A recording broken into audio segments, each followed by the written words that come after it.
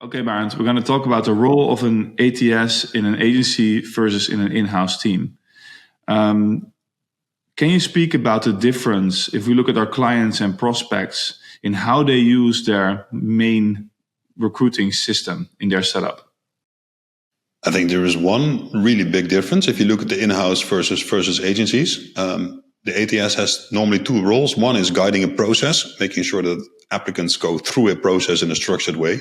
But the second one, which is gaining interest and importance, is the CRM function, that you make sure you store all the information about everyone you ever talk to. And that's obviously one of the core capabilities of an agency. So I think there is the biggest difference if you would look at the needs from an ATS perspective. Exactly. And currently that's changing because all this information that lives in the system for CRM purposes was driven by human process and literally human input up to like 2 years ago. And now these systems can literally be filled and populated by AI without any human effort. And this is changing the way companies look at their CRM, right? Totally. The CRM was some basic information about an applicant. So you had his phone number and email address, and now it becomes the brain of an organization. And that gives a huge of opportunities that weren't there 2 years ago. Yeah, and I think in the agency world, it's currently, I think it's almost a breakthrough. And why? Because if you speak to founders or leaders in the agency, from recruiting agencies, and you ask them, what is one of your biggest challenges? And they will say, well, it's hard to find new recruiters, and employee turnover is my number one problem. My best recruiters will leave me in 18 to 24 months. And then I need to rehire them, and they take their own notebook with candidates. And if I look into my CRM, I have all these fields, but I don't have information from people. So I think what is interesting is if you run a recruiting agency and you just envision, I have 15 people working for me and they would leave me all tomorrow. The only thing that's left then is your CRM. And I think what AI is now changing is that founders of recruiting agencies or leaders in recruiting agencies realize, hey, I need to now make huge steps that every interaction within my company, all the data around people need to be logged into a platform, into technology. And the beautiful thing with AI is that it's now possible without asking more time of your people to actually realize that. And that I think is a big change, right? It's huge because you will have all these little nitty-gritty details. You gave the example, like imagine all your recruiters will leave tomorrow, but you have now this AI recruiter that will never leave. And that recruiter will have all the knowledge that you need to onboard new people and make them go up to speed at rapid time, because they don't have to build up their own network and they don't have to start sourcing from scratch again. Yeah.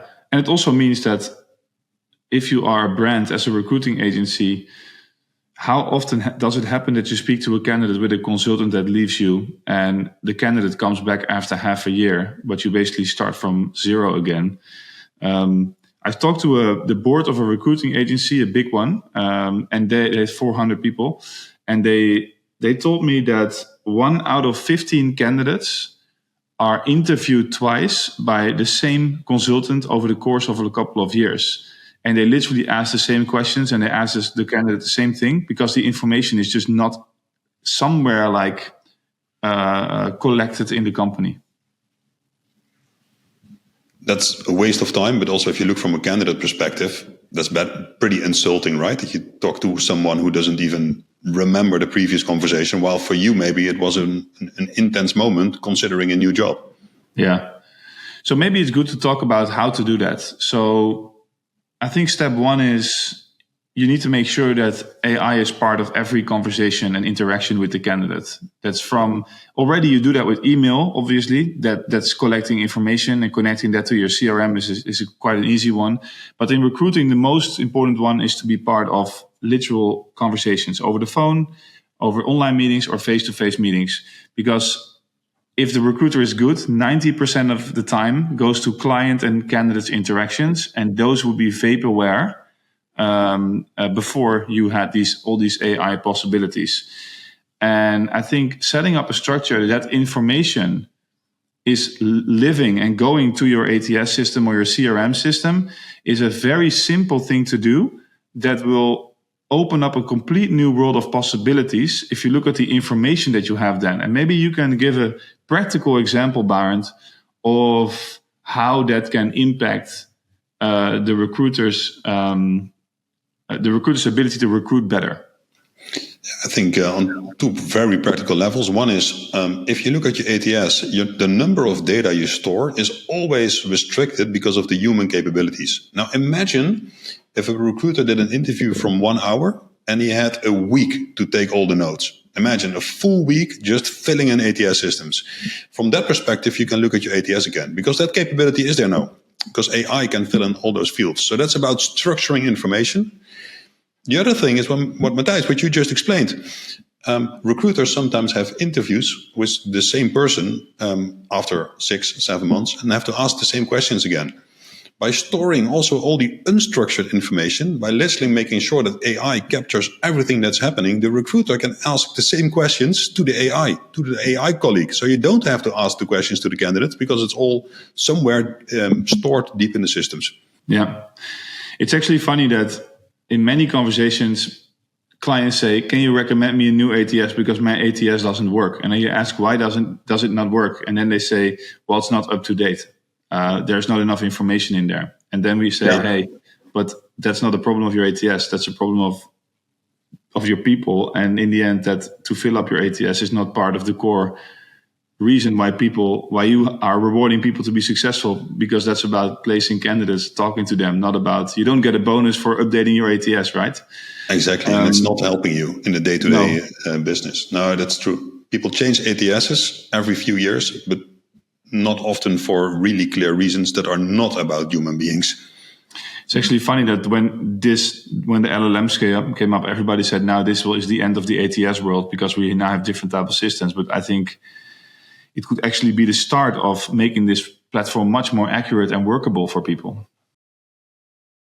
I think the ATS, you buy an ATS for a reason, and finally you can fulfill that reason. The whole CRM part of the ATS, it has been part of ATSs for, I think, almost a decade, but now you can actually utilize it. Yeah. So I wouldn't change ATSs too soon in this era. I would first figure out how to make it work. Yeah, the only I think, if you really want to change, I think I would change ATSs if the company is not supporting integrations with externals and making sure that it is open enough to actually build a setup that is helping you to do like data collection at its best. Yeah, I think that's true for a while already. Yeah. In recruitment, we work with a landscape. There is a tech stack. It's an ecosystem. And if companies don't want to be part of an ecosystem, it's not going to work. And I think even the biggest ATS providers out there that have all the capabilities to build everything themselves, they now are completely in a path of openness to make sure they are part of this living and breathing ecosystem. Yeah.